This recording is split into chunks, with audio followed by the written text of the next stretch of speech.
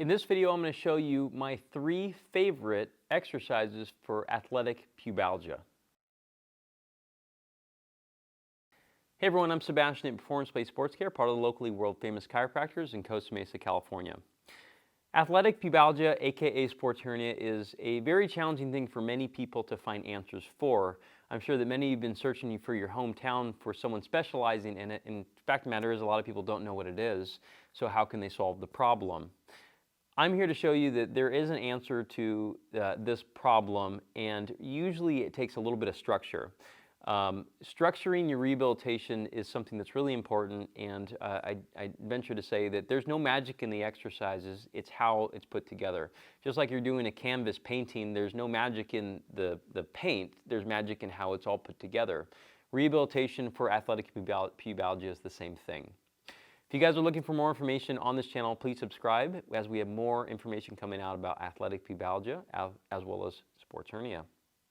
Now let's get into the exercises. The first thing you should know is there's going to be a 3-step process. Number 1 is you have to build pressure inside the abdominal cavity in a good way by good breathing mechanics. That's number 1. Number 2 is you have to make sure that you have a priming mechanism, a way to challenge or activate the abdominal wall. The third thing is you have to make sure that you get glute max activation as it controls internal rotation of the femur. The goal is to get internal rotation of the femur back on the symptomatic side, that makes it so you don't throw as much workload on the pubic symphysis, as well as some of the surrounding tissues like the adductor tendon and the lower abdominal region. So I'll show you 3 versions of things we can do, but these aren't the only things. Okay? The first thing, which is probably the hardest thing for many people to do, is focus on breathing. I remember years ago someone told me, hey, there's this really cool thing called abdominal breathing. I think it helps a lot of things. I'm like, yeah, I think you're full of it. No, actually they were pretty right.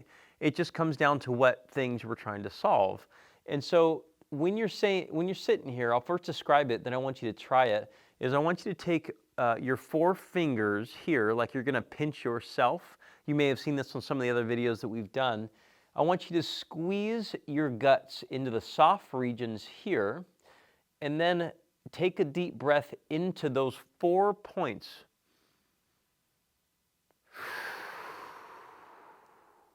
And relax. You're going to spend probably 1 minute breathing in to those 4 points and then out. You're going to notice it goes down and up, down and up. As you get more comfortable, you're going to spread the fingers so that even your pinky finger goes down into where like your yoga pants will go, way deep into the crease, kind of where probably you're having the issues at, like down into here. You're going to try to breathe deep into those fingers too. One more time. You may notice as you breathe, it's almost like your body is expanding this way. It's like you're getting wider from side to side. That's what we want, okay? The important part with this, and the thing that many people forget to acknowledge as they go through exercises, is this breathing strategy is one of the most important parts as you go forward into actually rehabilitating the area. If you do this activity, a breathing activity, and then you scrap the whole concept when you go through the other exercises, you probably won't get anything from them. You have to make sure to do this because it helps decompress the spine, helps stabilize the pelvis, and actually it's a really good way to combat things like pelvic floor, I think, dysfunction, okay? And so the next thing we're going to do is we're going to activate the abdominal wall, priming the abdominal wall, okay? Breathe into the 4 points and even the little fingers at the bottom. I'm not all the way down because you guys can't see it anyways. And then we're going to bring one leg up and the other leg up, and then just breathe.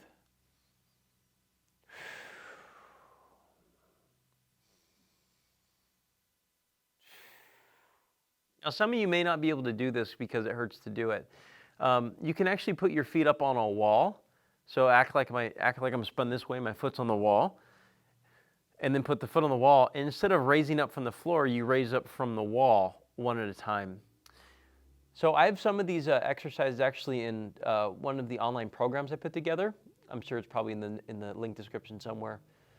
But essentially breathing in holding position, it helps challenge the abdominal wall slightly, but not really aggressively, okay? Next, if you wanted to, you can challenge it a little bit more to get some actual more activity that you can actually feel. So pressure, one leg up, then the other leg up. Once you got the pressure and breathing ready, you can put both hands on the knees and then push into the knees, but more so push the knees into the hands.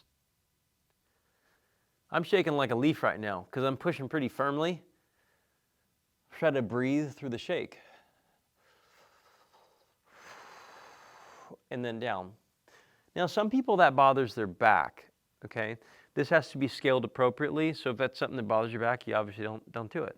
You start with the breathing, legs up, and you spend 30 seconds here. You come down, break for 10. 30 seconds up,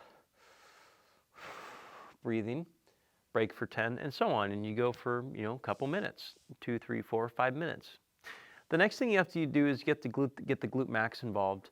And you can do it from the position that we're at right now. We can use a double-legged bridge, like a glute bridge for it, still keeping the pressure in mind. Okay? Pressure, push the heels to the floor. Slow return. Pressure, push the heels to the floor. Slow return. Now, I'll warn you guys that if you rush through the exercise, it's very hard to create pressure and focus on the pressure and the breathing, okay?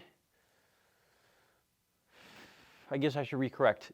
We're looking for breathing, not pressure. I was just thinking about a compressive strategy of coaching.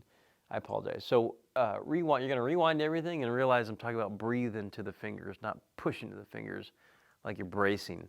We don't want to brace in these ones, okay? Doing them slow will give you a chance to focus on the breathing and so on. Now, some of you might be thinking, well, this isn't very hard on my butt cheeks. Well, you can do a single leg variety if you wanted to, or you can do a banded variety too. There's many different ways to make this challenging, okay? But the first and foremost, the breathing is the most important, the absolute most important, okay? One way you can tell that you're not actually breathing in this area well is you can put a hand on top and bottom, take a deep breath in. You should notice that the bottom hand does move and the top hand moves too. Everything's going to move a little bit. Now, sometimes people have the opposite, where only the top half moves, or only they're pushing, they're like trying to make an alien come out of their stomach, like they're pushing hard. It's neither one of those. If you imagine like a baby breathing or a dog, there's no effort. You just see their belly kind of moving. And that's kind of what we want here too, okay? Also, another key point to figure out if you're doing it well is you see this rib hump that I have right here. I'm trying to push it up. This means that you're not going to be able to do it very well in this position. It's possible, but it's very hard. And so a lot of times people, when they're going through bridges, they go like this, and they're like this the whole time. So you see the rib flare with me. And so it's very hard to get the right musculature to work. So as I mentioned before, what we want to do is make it so the breathing creates spinal and pelvic stabilization. It helps to get what we want to out of the hip. Next is you create a little bit of abdominal wall challenge, because many people with this problem also have an anterior pelvic tilt, and you have to create a little bit of a neutral tilt, and abdominal wall priming helps in that scenario.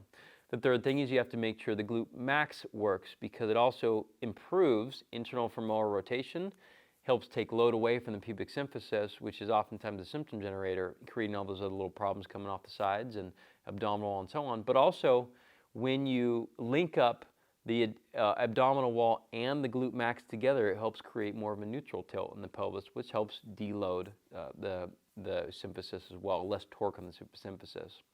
So if you guys are looking for help, we have the program below, but if you want one-on-one help, it's strongly advised. I've met so many people with groin pain, with athletic pubalgia, aka sports hernia, the same thing, and they struggle with it for years. And it's very unfortunate because we see a lot of people with this, and it's very, very solvable, but they feel like they lost hope because there's not a lot of help around them, and they don't know what to do and where to start. So there is a clear path. We have a good methodology at Performance Place Sports Care here that works really well for the people that we see, and we have consultations available too. So Check out our link description and below. If we can help you, we can. We will. If we can't, then we'll tell you we can't. Okay? But subscribe to the channel. We have more videos on this exact topic. You can go onto our channel and search as well. We'll see you guys next time.